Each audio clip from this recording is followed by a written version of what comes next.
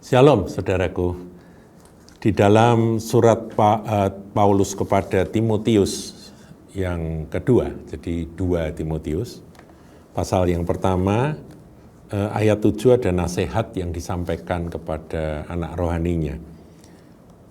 Karena memang dari penelusuran penafsiran tentang karakter Timotius bukan tipe seorang yang kuat dan berani, dan bukan tipe orang yang bisa diandalkan dalam hal keberanian. Maka ayat ini muncul, saudaraku. Tidak semua kita punya watak dasar yang memang pemberani gitu ya. Tidak semua. Maka itu kita akan belajar firman Tuhan ini. Sebab Allah memberikan kepada kita bukan roh ketakutan, melainkan roh yang membangkitkan kekuatan, kasih, dan ketertiban. Ayat 8, jadi janganlah malu. Jadi rupa-rupanya Timotius ini orangnya halus dan pemalu, saudaraku ya. Dia orang yang tidak suka tampil. Janganlah malu bersaksi tentang Tuhan kita, dan janganlah malu karena aku seorang hukuman karena dia. Itu bisa bikin malu loh, saudara. Ini bapak rohanimu aja sekarang jadi narapidana gitu ya. Melainkan ikutlah menderita bagi Injilnya oleh kekuatan Allah. Jadi kekuatan Allah melalui kuasa Roh Kudus yang diberikan itu membuat kita menjadi berani untuk ikut menderita bagi Injil. Saudara, kita harus pahami ini. Tidak semua, saya ulangi ya, tidak semua kita ini punya gawan bayi atau watak yang kita bawa dari lahir yang berani, suka tampil, kemudian berani nabrak, orang yang risk taker ya saudaraku ya, penanggung risiko, berani ngambil risiko. Itu memang ada orang-orang seperti itu. Dalam dunia bisnis juga kita amati ada yang model begitu. Ya memang kalau berhasil ya langsung sukses, tapi kalau gagal ya bisa-bisan gitu ya. Nah, ada tipe-tipe orang yang memang bawaannya seperti itu, tetapi Timotius tidak. Namun demikian firman Tuhan ini meneguhkan orang-orang yang mungkin agak mirip dengan Timotius. Kalau saudara merasa diri Anda itu tipe orang seperti Timotius ya. Ini tipe, kalau di itu ya, foto karakter itu tipe hijau gitu ya. Tipe hijau kuning gitu. Jadi bukan tipe merah pengambil keputusan yang berisiko gitu, itu bukan. Itulah Timotius, saudara. Namun demikian, sekali lagi ya, Tuhan berkata melalui Rasul Paulus, Allah tidak memberikan kepada kita roh ketakutan. Jadi sebab Allah memberikan kepada kita bukan roh ketakutan. Jadi kalau ada roh takut, roh minder, roh merasa bahwa aku nggak berani, itu bukan dari Tuhan. Itu justru sesuatu watak dari diri kita yang harus kita sangkal. Ikut Tuhan Yesus itu kan menyangkal diri, saudaraku ya, syarat pertamanya. Barang siapa mau ikut aku, dia harus menyangkal diri. Nah kalau sifat diri kita yang ada itu penakut, pemalu, nggak mau tampil, takut salah. Ya kalau orang Semarang bilang isinan gitu ya, pemalu, minder, ada mindernya. Itu harus disangkal, saudara, harus dibuang itu. Jadi yang dibuang itu bagian itunya, bagi orang-orang yang memang bawaannya seperti itu. Kamu harus menjadi manusia baru. Yang lama sudah berlalu, yang baru sudah datang. Jadi kalau ada yang membuat kita takut di dalam kita melayani Tuhan, dalam kita menderita itu bukan menderita fisik saja, tapi menderita batin, menderita hal-hal yang sifatnya non material gitu ya, non physical juga. Itu ada, Saudara. Jangan takut dicela, jangan takut diejek, jangan takut dihujat, jangan takut. Nah, itu seruan dari sang guru Bapak rohani Timotius ini, Saudara, yaitu Paulus. Bagaimana dengan kita, Saudaraku? Kita harus punya keberanian. Keberanian datang dari Roh Kudus. Berani untuk tampil, berani untuk melayani. Tetapi ingat, kalau itu dari Roh Kudus, maka puji Tuhan, Saudaraku. Tapi ada orang yang memang pengen tampil, nah itu harus direm. Ada orang yang pengen nonjolkan diri, itu harus diproses seperti Petrus ya. Petrus itu kan watak dasarnya itu, pengen tampil, pengen menonjolkan diri gitu ya.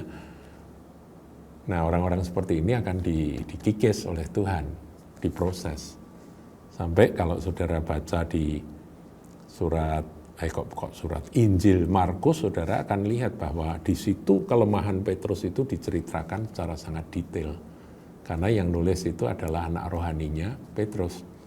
Nah, kembali kepada ini.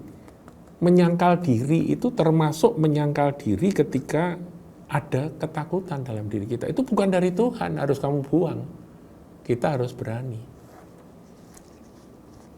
Nah, tapi saudara ya, ini saya sedikit hati-hati dengan Anda. Anak-anak remaja, anak-anak muda itu seringkali diejek. Kamu takut kan? Ayo ngisep rokok, takut kan? Nah, karena dibully demikian, akhirnya dia berani. Berani apa? Berani mencoba sesuatu yang sebetulnya bertentangan dengan hati nurani. Karena dia anak Tuhan, dia tahu dia harus menjauhi yang jahat. Menjauhi yang nggak benar. Mulai dari sebatang rokok, akhirnya ganja, akhirnya narkoba. Itu kan kejatuhan, itu kan karena teman-teman kok berani, aku juga berani, begitu loh. Itu bukan berani, itu justru takut. Takut dikucilkan, takut kehilangan teman, takut kesepian. Kenapa takut? Gereja terbuka, Anda bisa punya pergaulan yang tidak toksik, yang tidak merusak itu, yang tidak beracun itu. Jadi pisahkanlah dirimu dari mereka, itu kan firman Tuhan yang satu sisi memang juga harus kita renungkan. Ada saatnya kita harus memilih pergaulan yang buruk merusak kebiasaan yang baik. Tapi dengan bulian yang berkata, kamu takut kan, kamu takut gitu aja takut, kamu banci, kamu takut. Akhirnya berani melakukan apa? Berani memukul orang yang tidak bersalah. Itu kan gila, saudaraku. Kalau saudara berani, ya silahkan. Lawan saja mereka yang berlaku tidak adil. Itu baru berani beneran. Nah, jadi kita ini sejak remaja, ketika kita terima Tuhan Yesus, ketika kita menerima firman Tuhan, menerima kuasa Roh Kudus, maka kita harus menyingkirkan takut untuk melakukan kebenaran. Takut untuk bertahan di dalam firman Tuhan. Takut menderita karena Injil. Itu harus kita buang. Di situ kalau kita lanjutkan, saudaraku, melainkan, ya, jadi Allah itu memberikan roh yang membangkitkan kekuatan. Jadi kalau saudara mengizinkan Roh Kudus bekerja, saudara semakin lama semakin kuat. Saya suka dengan dongeng zaman saya kecil dulu, wayang. Saya suka baca komik wayang, saudaraku. Di dalam cerita wayang itu ada tokoh satu yang saya dulu sangat kagumi. Ya, ini dongeng loh, saudaraku ya, ini hanya sekedar cerita. Namanya Ontobogo. Saudara tahu nggak Ontobogo? Ontobogo itu adalah ular naga, tapi baik gitu ya. Ini dongeng, saudaraku ya. jangan dianggap ini sebuah kebenaran. Saya cuma ingin ngambil intinya. Ontobogo itu dalam dongengnya itu luar biasa. Dia ketika dipukul sama lawan, jadi misalnya dipukul gitu ya, doang kena. Dia tidak menjadi lemah, tapi kekuatannya berlipat ganda. Jadi sekali dipukul, kekuatannya jadi 2 kali lipat. 2 kali dipukul, kekuatannya jadi 4 kali lipat. Lah saya pada waktu kecil membaca itu, saya terus bayangkan, ini tokoh yang satu ini, si Ontobogo ini enggak bisa kalah ini. Karena setiap kali dia dipukul, ditusuk, dibacok, dia makin kuat. Nah, inilah kekuatan yang Roh Kudus akan berikan pada anak-anak muda, pada Anda semua. Makin saudara kena pukulan ekonomi, pukulan bulian, pukulan apa ya apa sajalah persoalan, karena kebenaran ya. Bukan karena kejahatan ya. Bukan karena kesalahan sendiri, bukan karena keteledoran, tapi karena kebenaran. Saudara bertahan, makin lama makin kuat. Dari dalam roh itu akan menjadi semakin kuat. Kasih, semakin dihajar kasihnya semakin muncul. Itu Tuhan Yesus. Sampai pada puncak penderitaannya dia masih berkata, ampunilah mereka karena mereka tidak tahu apa yang mereka lakukan. Dan ketertiban. Saudaraku, salah satu buah dari roh adalah ketertiban. Jadi tidak takut tapi tidak kacau. Tidak takut melainkan berani, dan makin lama makin kuat. Makin dihajar, makin dihina-hina, makin kuat. Kuatnya dalam kasih. Tidak kuat kemudian benci dan kemudian ingin membalas, tidak. Saudaraku, bukankah janji Tuhan ini luar biasa? Izinkan Roh Kudus memenuhi Anda, bukan roh ketakutan. Kalau ada roh ketakutan sangkal itu, dikatakan Tuhan, aku serahkan ketakutanku. Aku serahkan segala ketakutanku dan aku mau menerima keberanian, kekuatan, kasih dan ketertiban yang daripada roh-Mu. Dalam nama Tuhan Yesus, haleluya, amin.